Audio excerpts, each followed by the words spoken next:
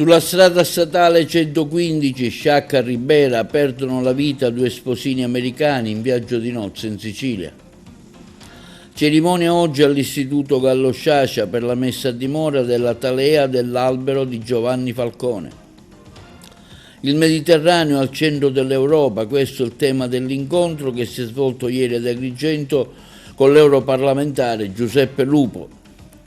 Convegno culturale organizzato dall'Associazione Storia Patria di Agrigento su Sol, il cammino di uno scrittore alla ricerca di se stesso. Rissa d'Aragona tra due soggetti di nazionalità tunisina coinvolti nella zuffa 4 individui, l'intervento dei carabinieri. La Guardia di Finanza di Palermo sequestra gadget contraffatti della squadra dell'Inter in vista della festa per lo scudetto. L'Akragas verso la conquista della promozione in eccellenza affronterà la Ionica nella semifinale di play-off. Intervista al mister Catania.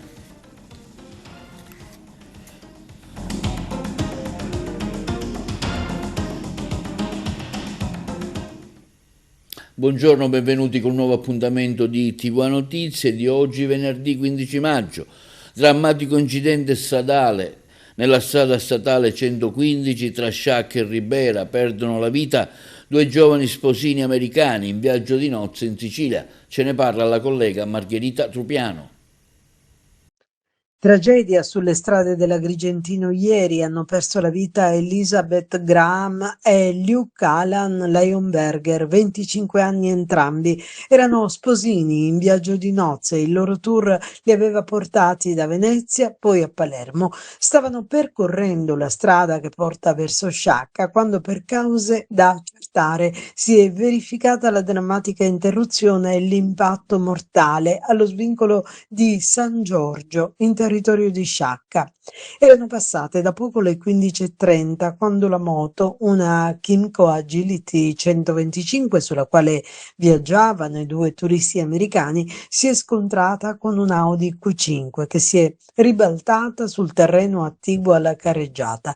Per i due giovanissimi, marito e moglie, non c'è stato nulla da fare, mentre restano ricoverati e sotto osservazione, ma fortunatamente fuori pericolo, il cinquantenne e la 22enne, padre e figlia, che erano sull'Audi Q5.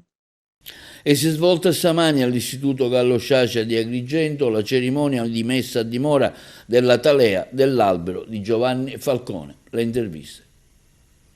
Oggi, attraverso la piantumazione della talea dell'albero di Falcone, si ricorda quel momento purtroppo tragico per tutta la Sicilia e la nazione.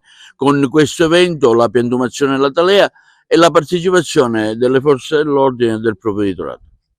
Sì, oggi si svolge qui nel nostro auditorium questa cerimonia della presentazione e poi piantumazione della talea dell'albero di Falcone, dell'albero che rappresenta il sacrificio di Giovanni Falcone. Siamo vicini al giorno della commemorazione della sua morte. È un evento simbolico quello che noi oggi celebriamo, perché piantare una piccola talea vuol rappresentare in realtà tenere vivo all'interno della nostra scuola il ricordo di Giovanni Falcone, ma soprattutto l'esempio di Giovanni Falcone, esempio di una professione, di una vita spesa per far rispettare la legalità, per combattere ogni forma, le mafie, ogni forma di sopraffazione, di violenza, ed è quello che la scuola vuole trasmettere ai nostri ragazzi. Oggi lo facciamo in maniera molto significativa, anche perché abbiamo chiaramente la presenza del tenente colonnello Castronovo, che fa parte proprio del raggruppamento dei carabinieri per la biodiversità, che portano avanti questo progetto nelle scuole, e lo facciamo anche in presenza del dottore Petix, che rappresenta la scuola agrigentina, perché vogliamo dare solennità a questo momento, facendo merita solennità. Ci prenderemo cura della pianta, la vedremo crescere nel tempo, e questa è un po' la metafora diciamo dello sviluppo, dell'evoluzione dei nostri ragazzi, non solo dal punto di vista fisico, biologico, ma anche dal punto di vista diciamo della loro personalità, nel rispetto sempre dei principi della legalità. Quindi un altro momento formativo per la scuola, e siamo ben contenti di affermare ancora una volta come la nostra istituzione scolastica sia un presidio di legalità. Una giornata per ricordare ciò che è stato l'evento di Falcone, con la piantumazione di una talea in sua memoria. Ecco, come provveditorato avete partecipato a questa iniziativa, stanno partecipando anche i carabinieri e moltissimi studenti che stanno facendo tante domande ai protagonisti. Sì, io ringrazio innanzitutto l'Arma dei Carabinieri, il tenente colonnello Castronovo e ovviamente il dirigente scolastico, la preside Pisano, che ha sposato subito questa importantissima iniziativa che già ha coinvolto tante scuole del territorio regionale siciliano, e che ha un significato simbolico estremamente importante, perché questa talea praticamente è realmente la pianta di Falcone, e vuole rappresentare in modo anche molto immediato, metaforico e direi anche poetico, il fatto che le idee di Falcone possono continuare a camminare sulle nostre gambe, o per meglio dire su quelle che sono le gambe di queste future generazioni. È un'iniziativa che consente quindi di tenere insieme due temi di grandissima attualità, che sono il tema della legalità, del rispetto delle regole, di una società virtuosa, che si basa su quella che è la partecipazione civica, su quell'educazione civica che costantemente deve farsi a scuola, su quella formazione dell'uomo e del cittadino di domani, che è il cuore pulsante della finalità della scuola, e insieme a quello che è il tema della sostenibilità, e quindi questo tema dell'interesse verso le giovani generazioni, che ha portato anche alla riforma dell'articolo 9 della Costituzione, che insiste proprio su questi temi della tutela dell'ambiente, della biodiversità, proprio nell'ottica delle future generazioni, che devono essere oggi chiamate proprio a fare loro quelle che erano le idee sane di Falcone, a respingere quelli che sono invece i disvalori portati avanti dalla cultura mafiosa, dell'omertà, della violenza, della prevaricazione. Il Mediterraneo al centro dell'Europa, questo l'incontro che si è svolto ieri alla presenza dell'europarlamentare del PD Giuseppe Lupo ad Agrigento, anche a sostegno dei candidati dell'area progressista. L'intervista a Giuseppe Lupo. Onorevole Lupo, un incontro qui a Porta di Ponte, lei è europarlamentare, per discutere delle varie misure che si possono, diciamo, usufruire in vista anche della città in questo impegno elettorale. Ecco, lei, la sua presenza al Parlamento europeo è importante. Come può un comune, diciamo, finanziarsi con questi fondi? Bisogna accorciare le distanze tra i nostri comuni e l'Europa. L'Europa sta investendo oltre 2.000 miliardi di euro sul prossimo bilancio pluriennale 2028-2034, sta mettendo in campo nuove strategie, il nuovo patto per il Mediterraneo, la strategia per il diritto a rimanere per i nostri giovani, una strategia per le isole che ha come obiettivo fondamentale la resilienza idrica. L'acqua è una risorsa fondamentale che dobbiamo poter garantire a tutti, un progetto di sviluppo ambizioso che sono certo, grazie all'impegno del PD qui ad Agrigento, sapremo mettere in campo, creando nuove opportunità di sviluppo tra Agrigento e l'Europa, intercettando questi finanziamenti europei. Ecco, si voterà in tanti comuni di Agrigento, ma anche della Sicilia. Sono appuntamenti importanti per il Partito Democratico? Certamente sì, si vota in molti comuni della Sicilia, si vota anche a Messina, a Marsala, si vota in alcuni comuni anche della nostra provincia di Agrigento. Sono già stato a Raffadali, adesso andrò a Cammarata. Ecco, penso sarà una straordinaria occasione per cambiare, attraverso la democrazia, la partecipazione dei cittadini al voto. Abbiamo la straordinaria occasione di affidare queste nostre comunità locali agli amministratori migliori, e il PD ha messo in campo una bella squadra. Ecco, il futuro del PD, c'è sempre un dibattito molto acceso all'interno fra le due anime, quella della Sena e di Bonaccini, insomma, che futuro si ci aspetta, anche perché loro sono stati molto critici anche verso l'attuale governo. Penso che abbiamo bisogno di un partito democratico unito, Elly Schlein è la segretaria di tutti, così come Stefano Bonaccini il presidente di tutti del Partito Democratico. Dobbiamo compattare il partito e lavorare bene con una coalizione forte per battere le destre, solo così possiamo dare un futuro migliore alla Sicilia e all'Italia. Sol, il cammino di uno scrittore alla ricerca di se stesso, questo è il tema del convegno culturale organizzato dall'Associazione Agrigentina Storia Patria. Le interviste. Un'interessante iniziativa culturale dell'Associazione Storia Patria Agrigento. Oggi si discute di questo autore, di questo scrittore che è Sol. Il Cusumano, l'autore del testo, presenta una tematica affascinante, la ricerca di se stesso. La ricerca di se stesso apre una prateria sterminata ed insidiosa, perché risolleva tutte le fasi che hanno caratterizzato la vita di un uomo che nel finire della propria esistenza cerca la radice della propria esistenza, cerca se stesso.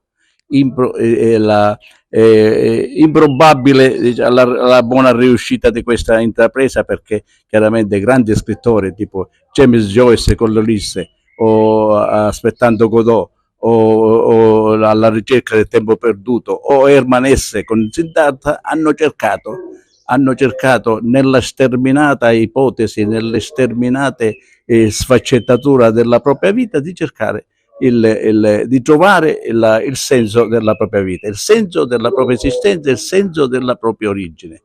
L'autore ha affrontato questo tema con molta maestria e contrariamente alle abitudini di altre associazioni, ho curato di andare a Caltabellotta, che è il paese di provenienza di Cusumano, per respirare la stessa aria, per respirare le stesse sensazioni, per respirare le stesse visioni, gli stessi panorami e gli stessi scorci che hanno, diciamo, fatto in modo che venisse l'ispirazione di questo testo. Abbiamo trasformato tutte queste pulsioni in convegno e speriamo di riuscire nell'intrapresa. Si discute insieme a qualificati operatori culturali. Sì, oggi abbiamo Adalgisa Monreale, Patrizia Camera, c'è lo stesso autore naturalmente, Calogero Brunetta, che è il presidente della Società Agrigentina di Storia Patria. Sono, diciamo, tutte dei tasselli di una importanza abbastanza elevata, che fanno di questo convegno un qualificante momento di cultura agrigentina. Lei partecipa a questa interessante iniziativa su cui si discute di Sol. Sì, Sol è un romanzo particolare, un romanzo complesso che si inserisce nel filone di cui i protagonisti più grandi sono Umberto Eco col Nome della Rosa e Leonardo Sciascia. Questi due autori sono accomunati dal fatto che scardinano i generi letterari. Le loro opere non sono soltanto romanzo, ma sono anche saggi, sono testi filosofici, pur nelle diversità dei generi. E lui scrive questo romanzo complesso, scardinando altrettanto le categorie letterarie solite e convenzionali, e quindi risulta un romanzo con varie componenti che invita soprattutto alla meditazione filosofica. E la questura di Agrigento informa che domenica 17 maggio darà il via al torneo di calcio interforze Un calcio per la legalità, in memoria degli appartenenti alle forze dell'ordine che hanno perso la vita in servizio o per cause naturali. Il fischio d'inizio sarà alle ore 9 presso lo stadio Collura di Porto Empedocle.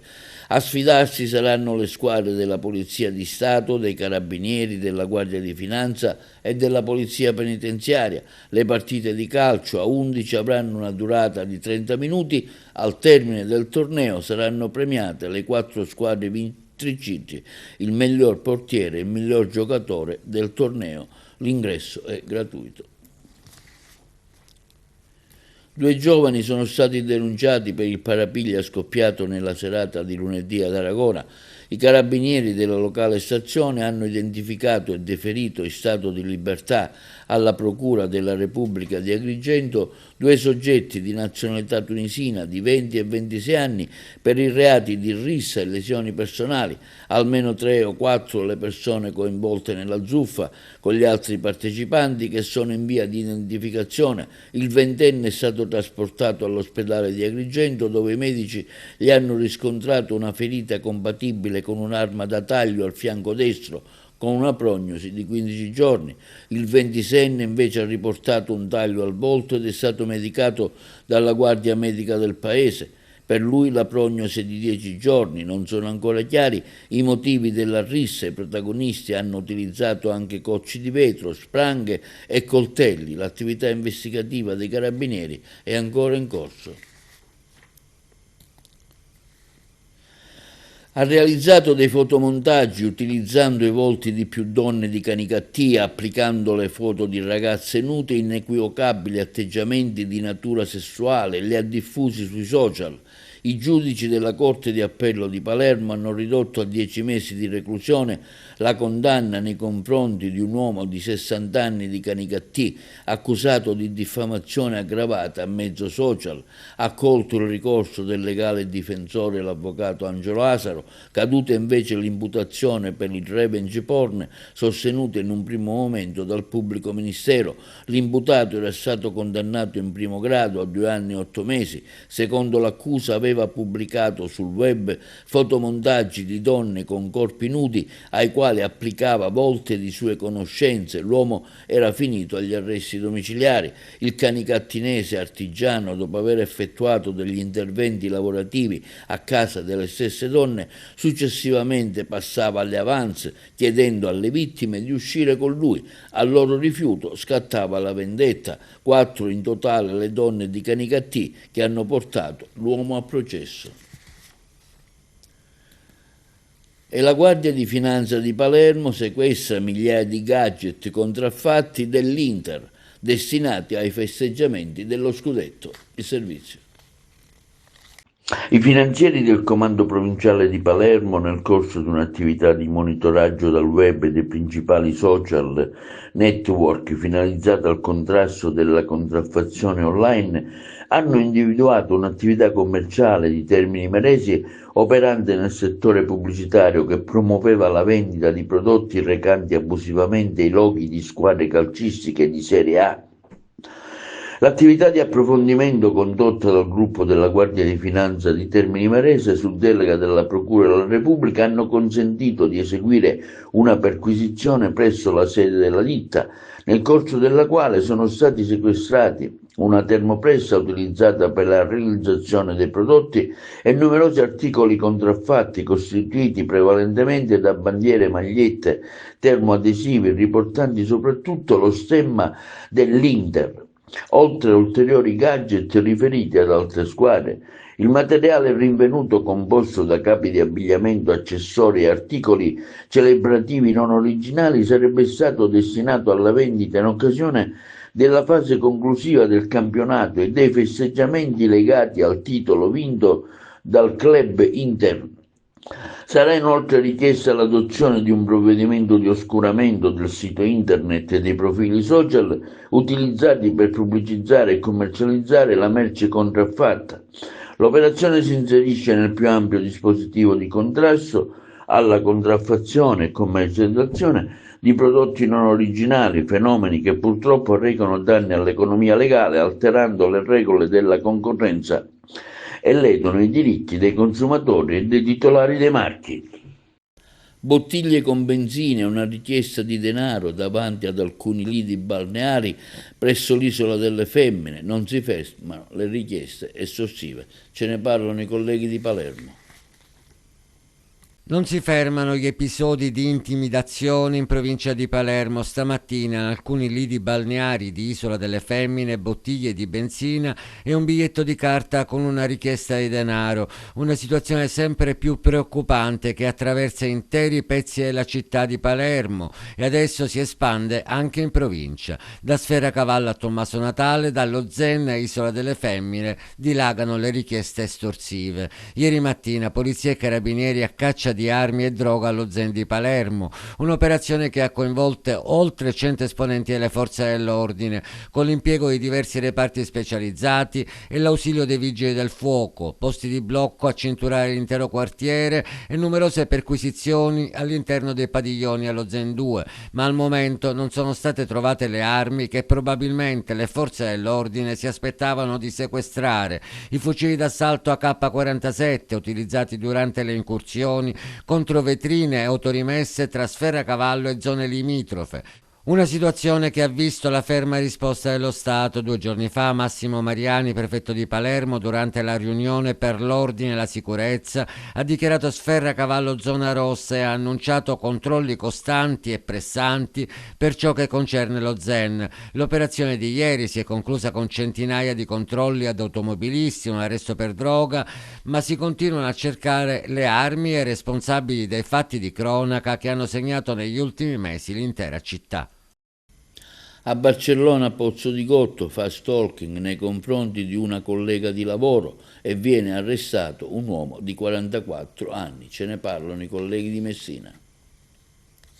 I carabinieri della compagnia di Barcellona Pozzo di Gotto hanno eseguito a Rometta un'ordinanza di custodia cautelare in carcere, emessa dal GIP del Tribunale locale su richiesta della Procura della Repubblica, nei confronti di un uomo di 44 anni, gravemente indiziato del reato di atti persecutori. L'indagine è scaturita dalla denuncia presentata da una dipendente statale di Barcellona Pozzo di Gotto.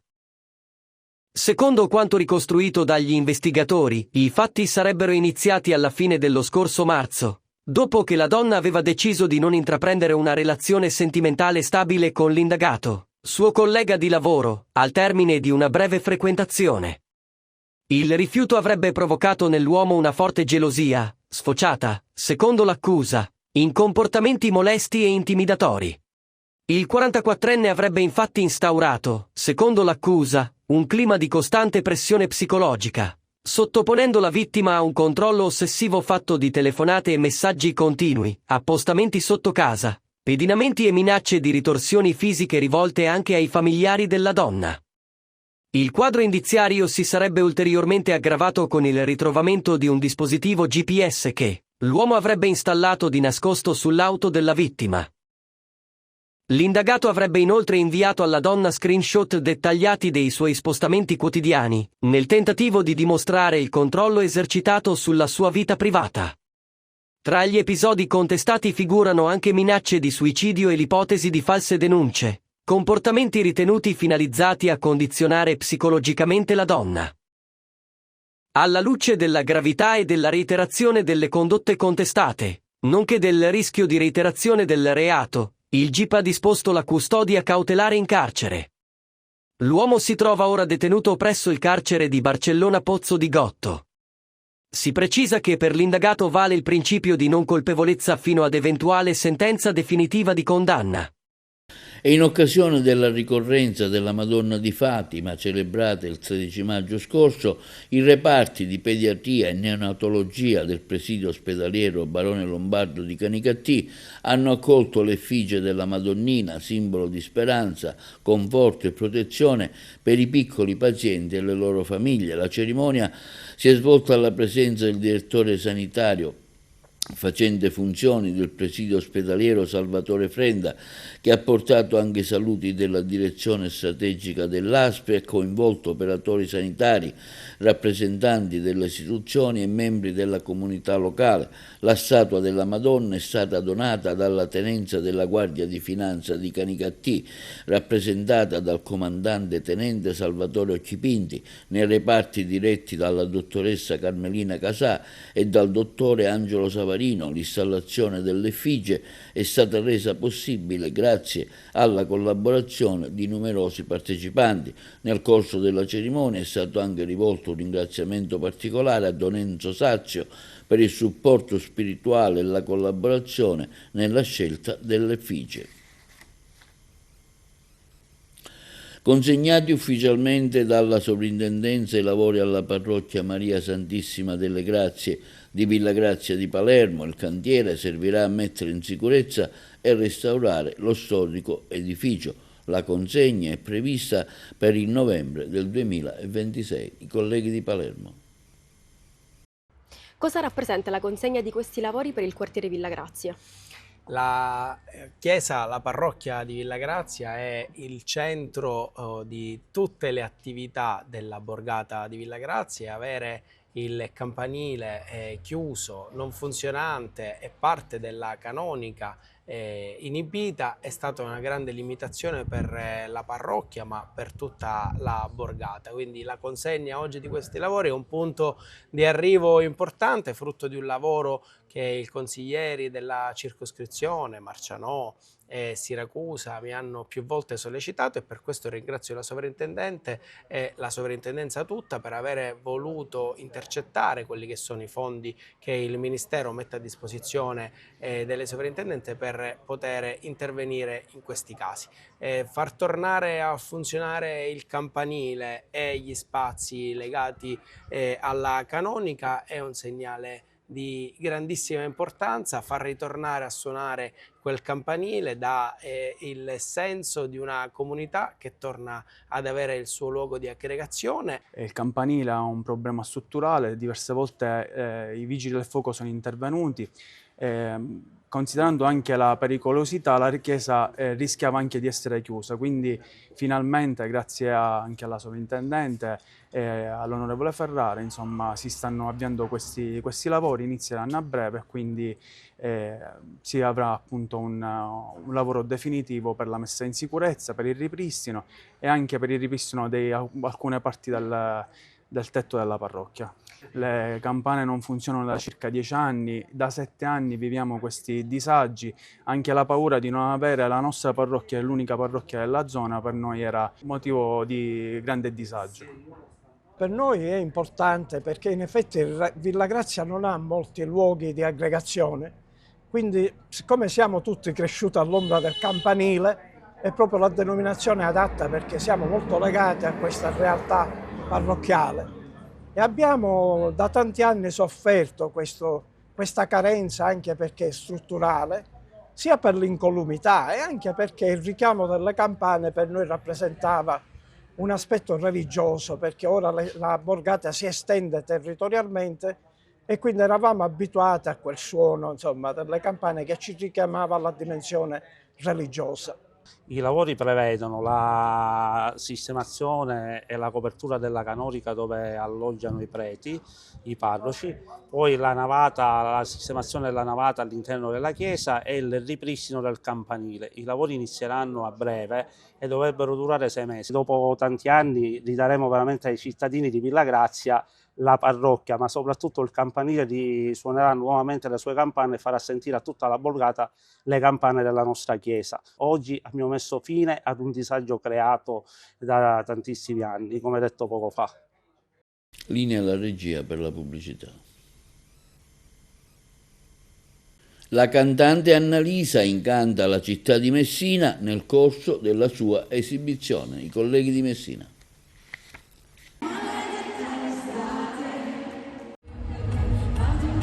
2 serate esplosive e travolgenti, cariche di energia e spettacolo puro. Il tour nei palazzetti di Annalisa ha fatto tappa a Messina, al Pala Arrecifina, regalando ai fan 2 appuntamenti destinati a restare impressi nella memoria del pubblico siciliano. L'artista savonese ha conquistato il pubblico con uno show moderno, potente e scenograficamente imponente, trasformando il palazzetto messinese in una gigantesca discoteca a cielo aperto, dove restare fermi era praticamente impossibile. Oltre 2 ore di musica, danza e adrenalina in cui Annalisa ha confermato ancora una volta tutta la sua crescita artistica e la sua straordinaria presenza scenica. Sin dall'ingresso sul palco l'atmosfera è apparsa elettrica tra giochi di luce, effetti speciali, laser, fiamme e coriandoli. Ogni dettaglio dello spettacolo è stato studiato per coinvolgere il pubblico in un'esperienza immersiva e spettacolare. A dominare la scenografia un enorme vulcano, simbolo visivo forte e suggestivo, capace di accompagnare perfettamente l'intensità dello show e la carica dei brani proposti.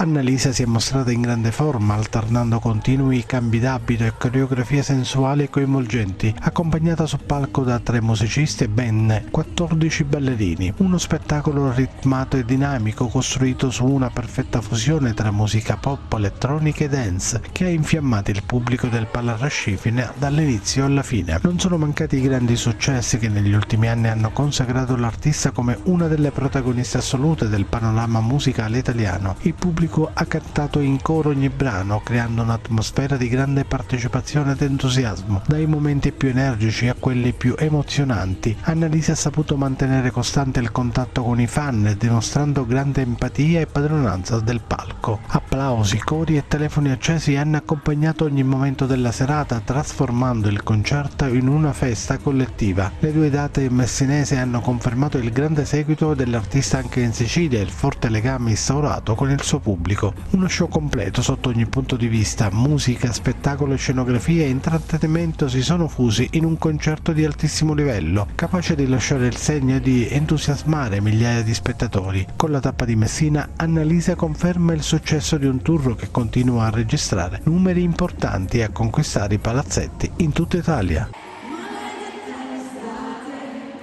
Passiamo adesso allo sport. Dopo aver superato la Gimnica Scordia nella finale di playoff del girone D, l'Akragas si prepara ad affrontare un nuovo ostacolo nel percorso verso l'eccellenza. I biancazzurri saranno infatti impegnati contro la Ionica nella semifinale regionale dei playoff del campionato di promozione. Sentiamo il mister Catania. Mister, arriva alla semifinale regionale di questi playoff, l'avversario è lo Ionica, si gioca ad Avola. Che trasferta sarà, che partita sarà per l'Akragas? Distante per entrambe, sia per lo Ionica che per l'Akragas? Guarda, la distanza è relativa. Quando ci sono partite di questo livello, di questo genere, non c'è distanza che tiene. Siamo sicuri che domenica intanto i nostri tifosi saranno il nostro 12° uomo in campo, come stanno facendo da sempre e come hanno fatto soprattutto nell'ultimo periodo. È una partita difficile, una partita da uno spareggio, una partita contro una squadra strutturata, dove ci sono anche i miei ex giocatori che ho allenato e che per cui conosco molto bene. L'Akragas come arriva a questa sfida? Qual è lo stato di forma dei ragazzi? Noi stiamo bene mentalmente, stiamo bene fisicamente, abbiamo una città alle spalle, dei tifosi eccezionali, una società presente, per cui ci sono tutte le condizioni per continuare un percorso che stanno facendo questi ragazzi, che è un percorso sicuramente importante. Qui non vale più la classifica, si vince, si è dentro, si perde, si è fuori. Ma noi dobbiamo stare sereni, è una partita, è uno spareggio, dobbiamo avere la consapevolezza dei nostri mezzi, la serenità di affrontare questo tipo di partite, ma sono sicuro che i ragazzi si stanno preparando bene, perché li vedo sereni, li vedo consapevoli, li vedo vogliosi, vedo un gruppo che sta combattendo e sta lottando, chi gioca, chi non gioca, chi sta fuori si fa trovare pronto. Sono sicuro che faranno una grande partita anche domenica. E questo è tutto per l'edizione odierna di TV Notizie. Vi ricordiamo che i nostri programmi si possono vedere in tutta Italia sul canale 268 del digitale terrestre, streaming sul sito www.televideoagrigento.tv e il telegiornale sul canale 93 di Video Sicilia alle 15 alle 20 e replica la mattina alle 9. I nostri servizi inoltre si possono visionare sul canale YouTube di TVA Televideo Agrigento. E questo è tutto per oggi e vi auguriamo una buona serata.